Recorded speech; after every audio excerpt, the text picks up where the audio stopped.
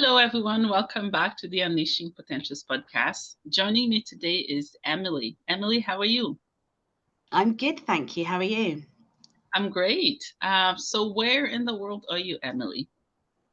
I am in the UK on the south coast. Yes, over here where we're having a late summer. Thank God. We haven't had a summer yet. Does it get really hot there? Um, it can do. It's been um it's been over 30 over the weekend, which is hot for over here. But not, not as hot as other places in Europe. Yeah. Oh, nice. Welcome to the podcast. I'm so excited to have you and to talk about some amazing work and things that you've been doing. Yeah, no, I'm happy to be here. I'm looking forward to sharing. Can you tell us who you are and what you do? Yeah, of course I can. So I am Emily Fae, and I'm a KonMari consultant. So I trained with Marie Kondo on her decluttering and organizing method. I am a Feng Shui Specialist. So I work with harmonizing the energies in your home. I am also an energetic home healer. So I work spiritually with your home as well. And I also am I work with mindset transformation and mindset techniques to help people to um, overcome their limiting beliefs and to also reach their goals and thrive in the best way possible. So I have a passion about the fact that our physical spaces are they're basically an extension of us and how important they are, particularly within our healing journeys. I had a particular healing journey of my own, and I did a lot of the inner work, which is super, super important. But I was finding that the stuff still wasn't clicking into place. It wasn't quite working in the same way. And I began working with the energies in my home and then discovered Marie Kondo and worked physically with my home as well. And suddenly everything clicked into place. All that work that I had been doing, suddenly it was like I fast forwarded really quickly.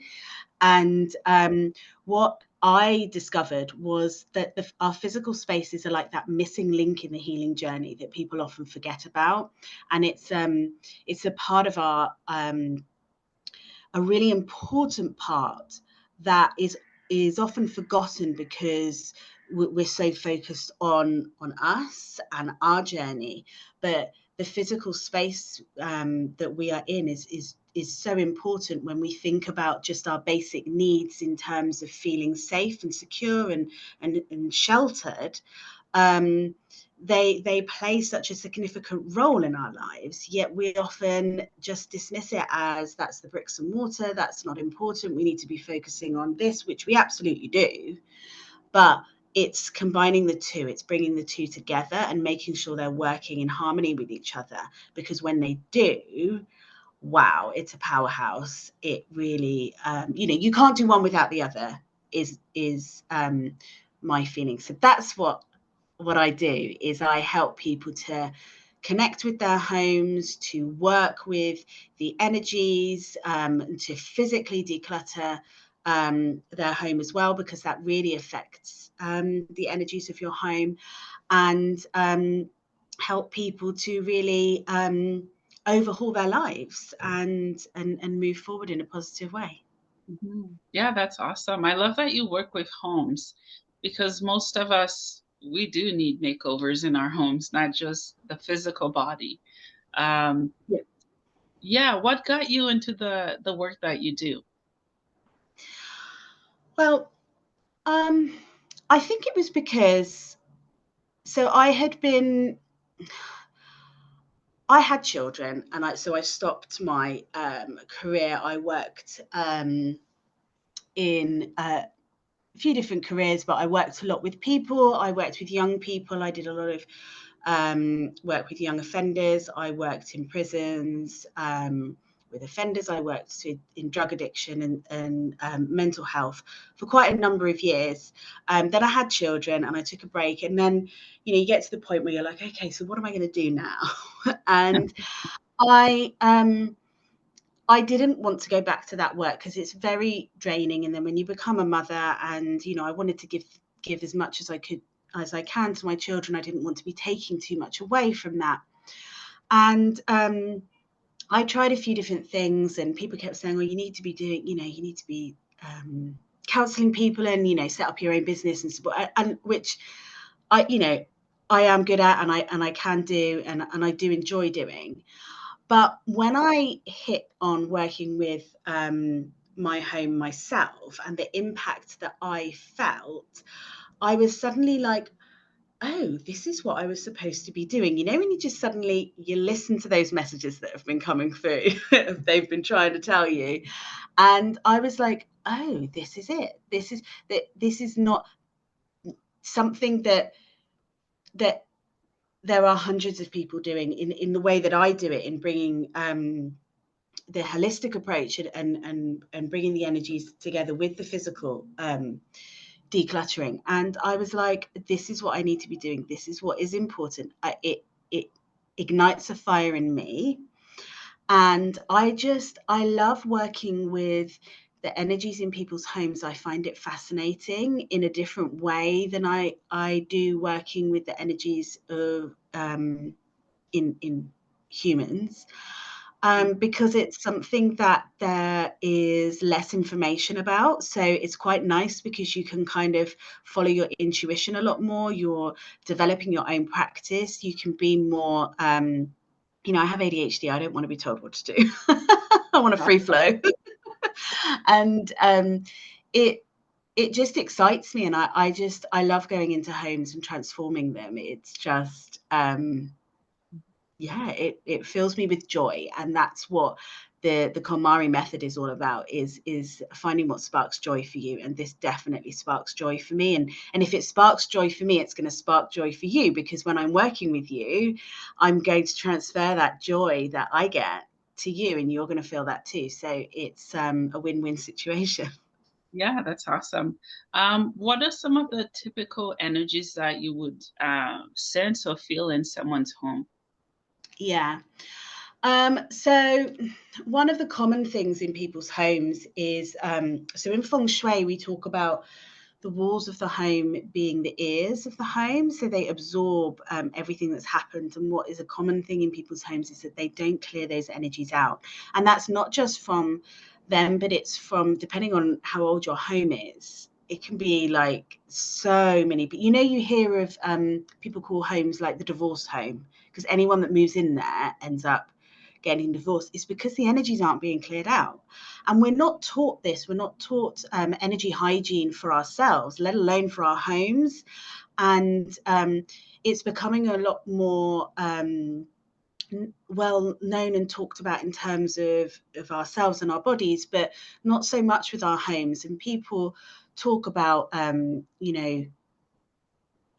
I use sage and stuff, and a lot of people are into saging their homes and things, but actually that's not having an impact if you're not clearing away the actual energies that have built up in the home. So that's a real common one for me. It's definitely one of the first things I tend to do with people, is to clear out all of that backlog of energy. The two other key things that tend to come up quite a lot is our homes have a chakra system in the same way that we do, and they're often, it's out of alignment, and that can be having quite an impact on feeling disjointed within the home. It can directly impact our own chakra system. So aligning the chakra system is super important. And then another thing that I do see quite a lot is a tendency for there to be like a web or a dome over a home that's kind of come down and is like trapping the energies in the home. It tends to come when there's been a lot of heaviness, a lot of darkness in the home. It may not have been anything to do with you, it may be previous things, but this kind of it's then like there's no movement, there's no flow, there's no ability for any negative energies to leave or any positive energies to come through, and lifting that can have a huge impact or not only the inhabitants, but just the home in general can just feel more alive, and you can just get that flow. So they're the most common things that tend to come up when I do work, but it can be anything. I mean, often I'm like, really, is that? There's always a curveball thrown in somewhere when you're working with the energies of people's homes. It's an eye opener for sure. Yeah, I've never heard a home having a chakra system. That's really cool. I know that from my understanding that we do, but Yeah. that's really cool. Um, yeah, you're right. There are energies in homes. Maybe some of us, we've walked in a place where like, "Ooh, I did not like it in there." My problem is with basements. Not all basements. If there's open windows, it's clean, it's open, you know what I mean. But if it's Mm-hmm. like, I just know that the energy, I can feel it. I don't Yeah. like all basements. I don't like all houses, especially the Yes. ones that are haunted. I just don't. Yeah. But these are the trapped energies. These are the energies that we don't move out. Mhm. So that's another thing that I work with is there can often be, particularly in older houses, lost spirits and things, and they're not necessarily like ghouly ghosts that are like, but it can be. They're more often than not they're lost souls, and all they need is just to be shown the light to just go where they need to go. And often, if they're causing any problems in your home, it's because they're looking for help. That's all they're asking for. They're asking for help to go on their way. And when you're um, when you're someone who shines their light, when you've found your light, you will attract more of those lost souls because they're attracted to the light because that's what they're looking for. So we can help them pass on. But absolutely, older homes, this spookiness that they use in films and things is because those energies have built up over time and time and time, and they've not been cleared out. So there's this build-up of stagnant energy. There's this build-up of traumas that have happened, of arguments that have happened, and it's never been cleared out. It's going to feel icky and horrible, and and once you clear those out, you can start with a clean slate. You don't have to have all those energies in their homes. And there are times where you can walk into an older home and you're like, oh, this is brand new energy, how is this, like this, it Yeah. feels different. And when you're keeping on top of the energies of your home, you will find that people will come in and they will have a different way of being in your home. They will feel almost doesn't matter like what your home looks like, they will just have this feeling of like, this is lovely. Yeah, I've had that happen to me because I do smudge and Yeah. Palo Santo. I try to do it twice a week at least, the entire house and every corners and open all the windows.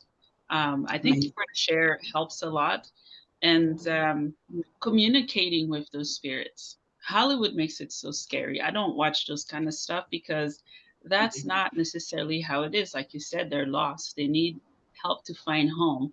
And Mhm. also, I know that it's a universal law that even God or angels cannot uh, cross is our free will. Doesn't matter what kind of being it is.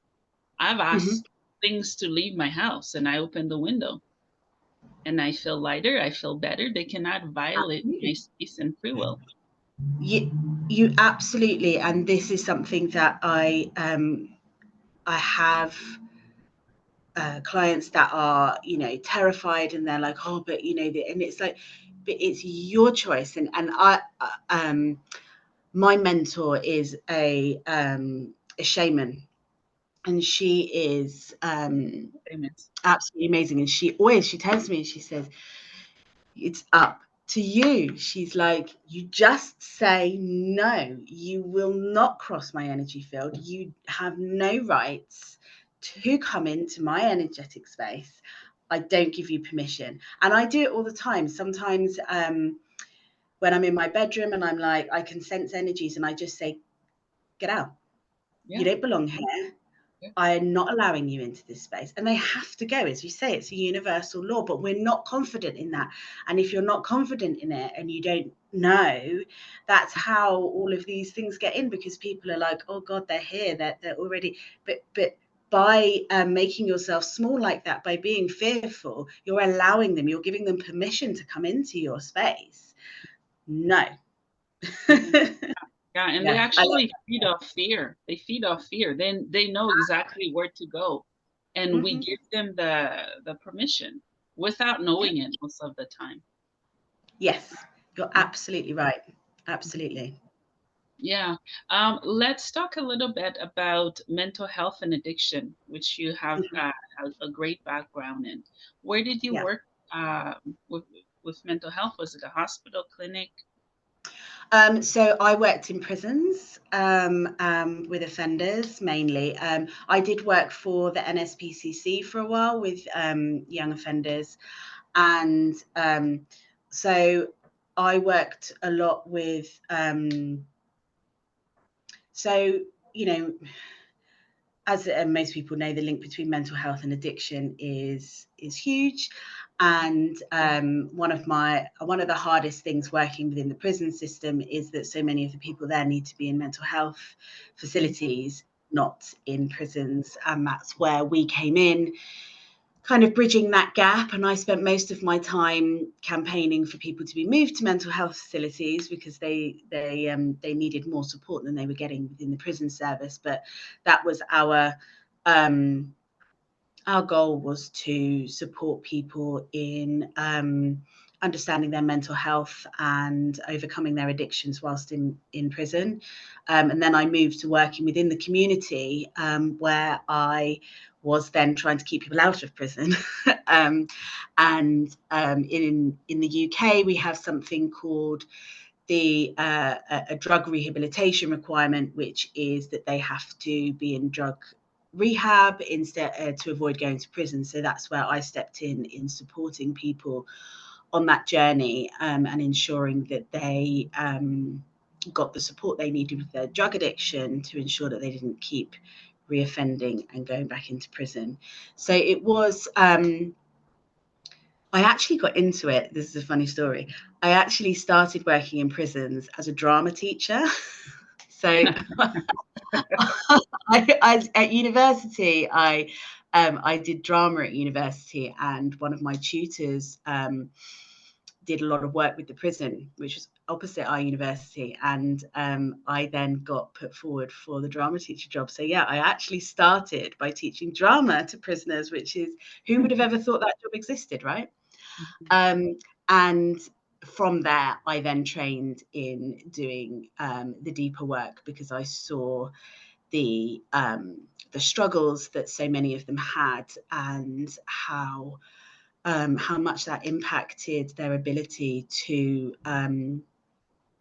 function in society and to get, where they wanted to be. And when I look back now, I think, gosh, so many people in prison, um, they turn to some form of spirituality. So whether that's Christianity, or a lot turn to Buddhism, or any form of spirituality. And I see now how important that is, because when you are struggling with your mental health and indeed addiction, it's often because you are more open to the spiritual realm, but you are not understanding that connection. And when you are supported with that and you're nurtured in that spiritual space, then you're able to overcome those addictions and those struggles, because you're able to connect with that part of you. You're able to step out of the 3D, and more into that 5D, and that it's often a much more nurturing space for them, and a space for them to truly understand who they are. I think when you go on your spiritual journey, it's actually a journey of discovering who you really are, and connecting with yourself in such a deep way that you actually can overcome anything. I mean, when you've got the connection to source, you've got the connection to everything, right? And you've got the answers to anything you need. And other people find that through, when I say connection to source, it can be God, it can be the universe, it can be whatever it is that is your connection to that. It doesn't matter what we call it. What matters is that we feel like we have that divine connection. Yeah, that's awesome. Well, I know you're not working in Canada or haven't worked here, but mental Yeah. health, I believe mental health, addiction, connection, and healing across any borders, it's very similar practice. So I Yes. struggle with mental health issues. So I want to say thank you, for um, listening to those that have been shunned by Mm-hmm. society.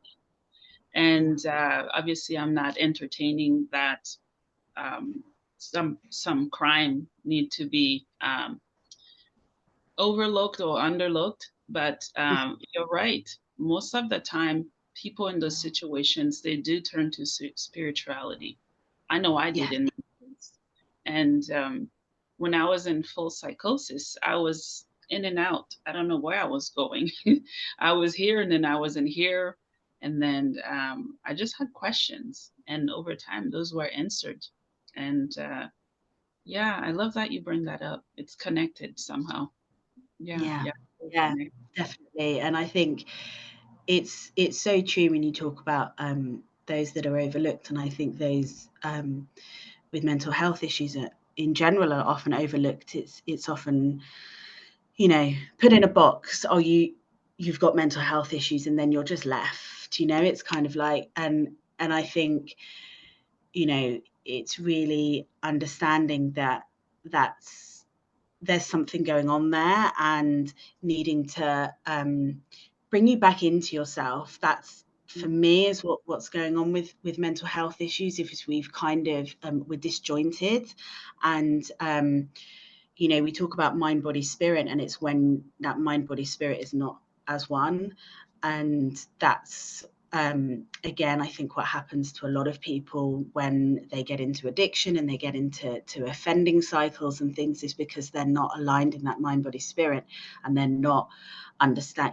That they're acting in a way that is all the in panic, in sort of like, you're in this kind of like, wow, you just feel so disjointed and all over the place that you're just, this spontaneous acting, or you're trying to numb the way you're feeling or whatever, because you just don't feel whole. You don't feel like you belong anywhere. All of those things. I never felt like I belonged all my life. Like I didn't know who I was, whether I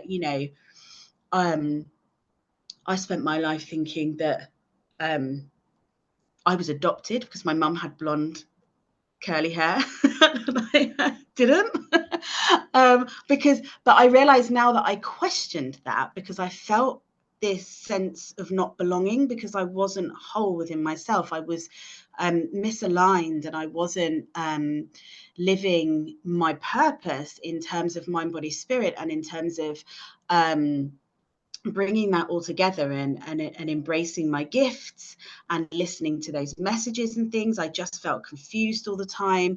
I do think that there's a link with psychosis and with psychic abilities, and where that line blurs in terms of people feeling so overwhelmed by that, because we're not taught what these things are. We're not taught. So if you are connecting with other worlds, or you're seeing things and hearing things and stuff, is blooming scary if you don't know what that is. And I'm not saying that's what psychosis is, but I'm saying that there is a link between being able to bring that spiritual body in and embedding it and embracing it and integrating it so that you are as one. Because we just, we spend so much, trauma and things shatters everything, and it's bringing you back as one. And I think that's what's so beautiful about a spiritual journey for anyone, in whatever capacity, in whatever way, is that it's bringing them back to one. And that's what I love about it, and I love being a part of that for people, because it's life-changing, as you know. Yeah, yeah, definitely. Thank you for sharing. Yeah. Trauma, small trauma, big trauma, it's all Mhm. trauma. And it splits something. At least in my case, I'm still trying to find, uh, I would say, part of my soul. It's like I'm not here, but I'm here. It's Yeah. weird. I was also adopted, and I can understand part of how you were feeling, um, Mhm. because there's already the judgment, I would say, from society. It doesn't matter Mhm. what color we are, where we're from. If someone is adopted, they're they assume that they were orphans, they weren't needed, and we Mhm. feel that as adoptees. And for people or society to keep reminding us who we are not because we're adopted, and it can be a lot to bear for anybody. There's so much judgment in the world, isn't there? And there's so much that we are absorbing all the time, from people. And it doesn't have to be direct judgment. And particularly as children, we are so open, as we were talking about earlier, how open we are as children, that we read energies without even realizing we're reading them. So someone doesn't have to overtly be judging us for us to read the energies that they're judging us. And we create these beliefs within ourselves from those. We don't even have to have someone saying anything to us. Um I drive my husband mad, because he's always like, "Will you stop reading my mind?" Because I can read what he's thinking and how he's feeling and things, because I can read those energies, because I'm very attuned now. And as children, we are. And so that's why you have to be so careful of how, what energies your children are around, in terms of, because they are absorbing all of that. You don't have to say anything to them. They know what you're thinking. They already know that, and they already feel it. And so, yes, you're absolutely right. When you are different in any way, in inverted commas, different, you feel that more, because, as I say, without even overtly being called names or spoken about or anything, you will just pick up on the fact that there are, people are having those thoughts, passing those judgments,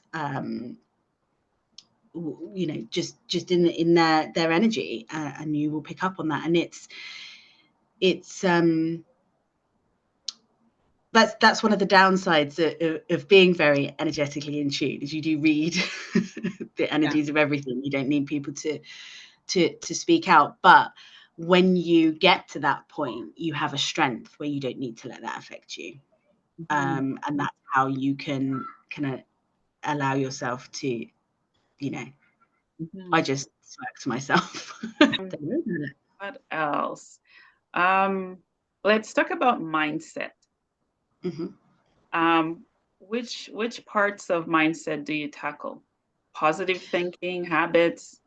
Yeah, so one of the biggest things that I work on is changing people's perception of, sort of looking after their homes. So I hate the word chores, because it has such a negative connotation. And one of the things that I teach people is about creating, not a cleaning schedule, but a self-care ritual. Because when we nurture our homes, we're actually nurturing ourselves. And I was talking to a client today about, my belief that how our homes are a direct reflection of our self-worth and whether we feel enough. Because, if you look at the opposite, the two ends of the spectrum, you've got, at one end you've got your hoarders and people living in absolute chaos and clutter. At the other end, you've got your OCD, obsessive, people who don't have a thing out of place and have a spotless home. Both ends of those spectrums are people who do not feel worthy or enough, and they are coping with that in two different ways. And then through the rest of the spectrum, you've got people who are, at different degrees of that. But when we look around, it's like I don't have a perfect home all the time, okay? Because life is life, right? I have 3 young children and life gets stressful at times. But what I'm able to do now is when my home is getting, or when I'm feeling stressful, I can look around and go, oh, yeah, I see why. I can see now. Or I see my home getting really messy and I go, oh, I need to stop.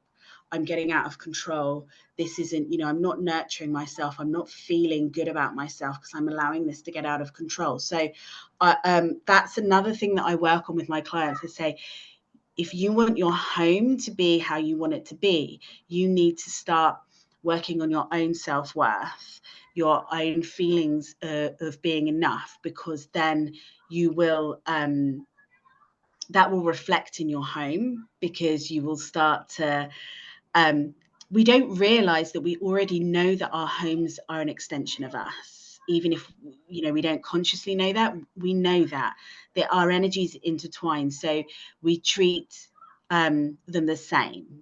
If we're not looking after ourselves, we're not looking after our home either. It comes hand in hand. So I really focus around that, around self-care rituals. I do a lot of creating, making your home your vision board.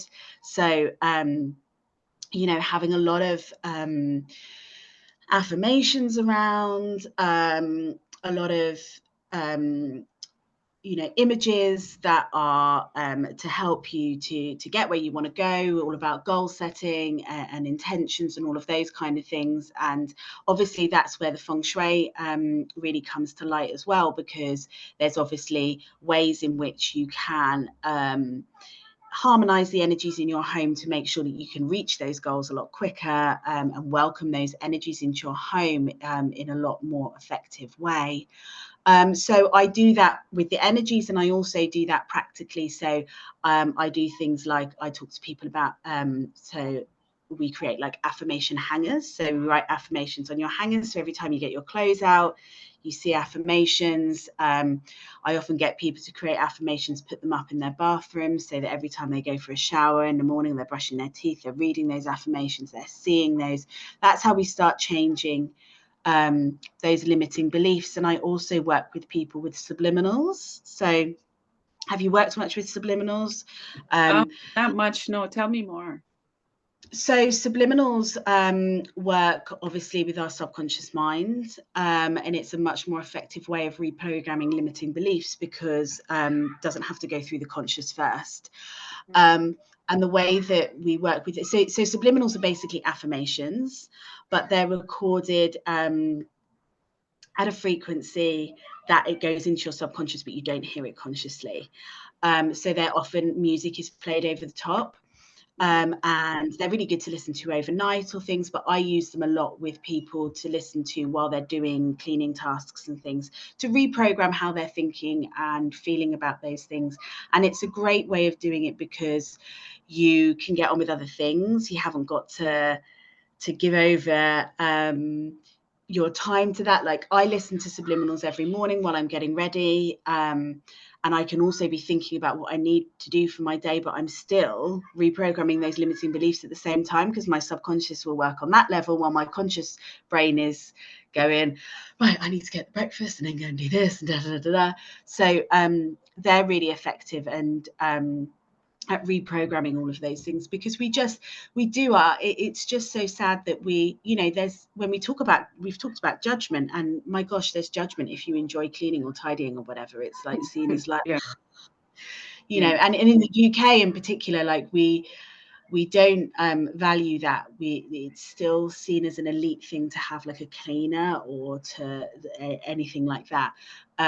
So it's it can be a real problem here, because it's like people just have this negative thing, chores, this, and I hate that, because that's how then children grow up. They're like, it's like, oh, here's your chore list and whatever. It's like, no, we want them to grow up being responsible and knowing how to do that and wanting to contribute to the family home, but we want them to do it in a way that is actually empowering them, not creating this negative view and making them feel like they're not worthy, that they you've got to work towards being able to afford someone else to do that for you, because you know you're not worthy if you have to do it yourself. It's just seen as such a lesser thing.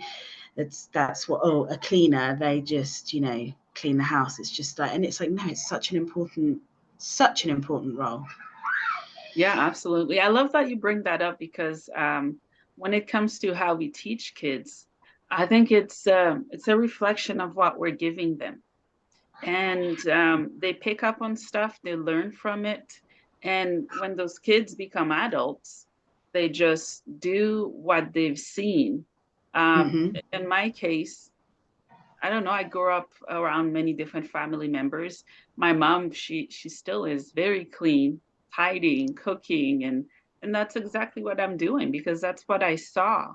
And it felt Yeah. good when I saw it, and it still feel even more amazing that I can do it now as an adult. Yeah. And if you can show your kids like that you're enjoying it, that you can grow up, if you grow up seeing your parents doing that but they're complaining about it the whole time, or you never get any quality time with them because they're spending all their time doing that, then you then still have that negative association with it. But that's it. If you can be like, look, we're cleaning, and it's fun, and you make a game out of it, or I teach a lot about task stacking as well. So because I work with a lot of people who are neurodivergent, and they really struggle to keep on track with tasks and with cleaning and organizing, I'm always like, right, so what's a task that you really enjoy and love? So people listening to a podcast while they're doing it, or watching your favorite TV show, or you have that not a reward system as such, but kind of like, oh, I'm going to do this for 10 minutes and then I'm going to do this. And that's how you can create it into a self-care ritual, because you can be like, right, I'm going to clean the bathroom and make it beautiful so that then I can have a lovely bath and relax. And I've created this beautiful space to do that in. It's just, you don't have to, it's love those activities to love them, if that makes sense. It's like when I work in the KonMari method and we talk about clothes bringing us joy, or items bringing us joy in the home. Your toilet brush doesn't bring you joy, but it brings you joy because it gets your toilet clean, right? And that's the same thing. So cleaning your bathroom means that you can enjoy a really lovely, relaxing bath. Cleaning your kitchen means you can then have fun producing wonderful foods and cooking with your kids, or doing whatever. It's changing your mindset in that way, that if I do this, it's the same when you're building a business, right? If I put this effort in, I'm going to get all of this amazing return. And it's the same with that. It's like, come on, it's a positive thing. Look, the same with people who exercise. You don't have, a lovely toned body, if that's what you want, without putting the effort in of exercising and committing and whatever. And it's the same with your home. You can't have a beautiful home and these lovely spaces to relax in, or to have fun with your family in, or to enjoy having visitors round in, if you don't put the effort in. And and that's where it comes back round to, it's nurturing your home to nurture yourself. Yeah, yeah. Speaking of home, because we don't live by ourselves in our homes, most of us at least, right? We Yeah. have adults, they're either messy or very clean.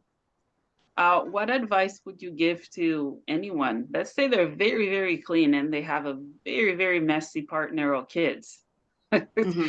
Yeah, what advice would you give them? Again, it's so my first piece of advice would be to create systems and make it easy.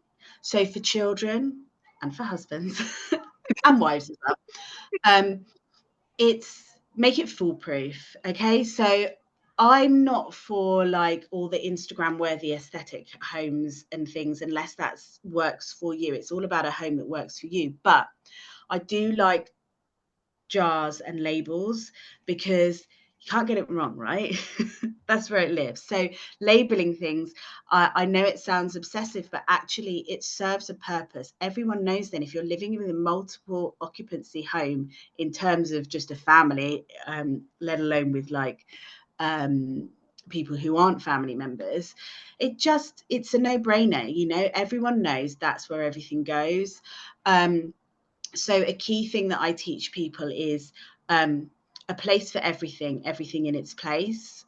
And again, it's making it foolproof. It's making it easy. So it's creating systems for kids with their toys and stuff where it's really simple for them to put it away. It's really easy.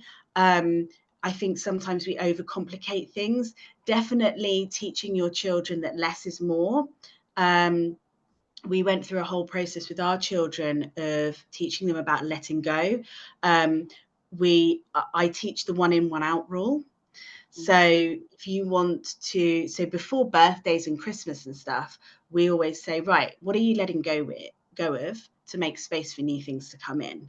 And it's a really great way of teaching them from a young age that actually when we let go of things, more can come in. And that's a huge energetic thing, because if we don't let go of past traumas, past experiences, we can't welcome in new experiences and new energy and new so it you know, it's the physical representation of that. And when we just keep bringing more and more and more stuff into the home, then we just it gets out of control. But the first thing we need to do is to do that for ourselves, because as you were saying, children learn by watching us. So do our partners. So I've worked with a lot of people and they've gone, my husband's really not on board with this. And I said, let's just get started. And I'm yet to find a husband who doesn't get on board. They don't want me to help them. They'll do it themselves in their own little way. Yeah. But they see the impact and they see the joy that it brings, and they want that too. And your children will be the same.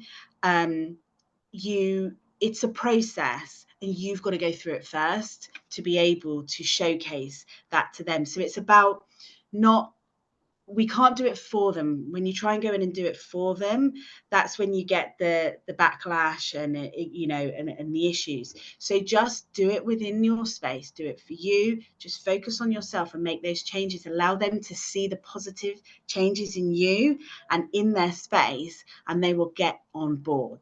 And as I say, make it simple, make it Yeah. easy, and make it attractive for them to do that. Yeah, I love that. Wow, this has been an amazing conversation. I could go on and on and on. I know, right? Yeah, I love every single topic that you talk about and what you do. Let's say someone want to get a hold of you and to work Mhm. with you. Do you Yeah. work remotely, and where can they find you? Yes. So I mainly work remotely, and so they can find me on Instagram, calm space underscore calm mind. You can also visit my website, which is www.emilypatriciafae.com. I also have a community on Facebook, Calm Space, Calm Mind, which you can search for. Or we'll put the links anyway, won't we? The other thing is I'm just in the process of launching 2 memberships, but one that your listeners might be really interested in, which is called Calm Mind. And it's a space for people to connect with the energies of their home. It's monthly healing circles. There's loads of video workshops showing you how to work with the energies of your home. We do little ceremonies and things. There's weekly card readings, all sorts of things all around connecting with the energies of your home, working with what's going on in the lunar cycle, what's going on astrologically in terms of then how to work with the energies of your home. And just it's going to be a lovely community just for people to come together and share their experiences of working with the energies of their home. So I work with the about it in terms of my energetic healing, but also in terms of the Feng Shui as well. Mhm. And the I the link is on my website, but I can send it to you as well, to join the waitlist for that. And if you sign up to the membership through the waitlist, the membership is £10 a month. Then you will also get a free card reading, personalized card reading of a question of your choice. So do check that out as well. But you can work one-to-one with me, absolutely. Yeah, just and if you want to just DM me or send me a message. I love hearing from people, and I love connecting and chatting about all of this, and answering any of your questions if I can. So do ask away and get in contact. I'd love to hear from you. Yeah, that's really cool. Thank you so much for your time. Before I let you go, I'm trying to ask every guest all this one question. Sometimes I forget, sometimes I don't. What is the meaning of life for you? The meaning of life. So the meaning of life for me is connecting with your purpose. I think that's the meaning of life for me, is finding your purpose and living within that, because we're all here for a reason. We're all here for our own journey, our own soul purpose.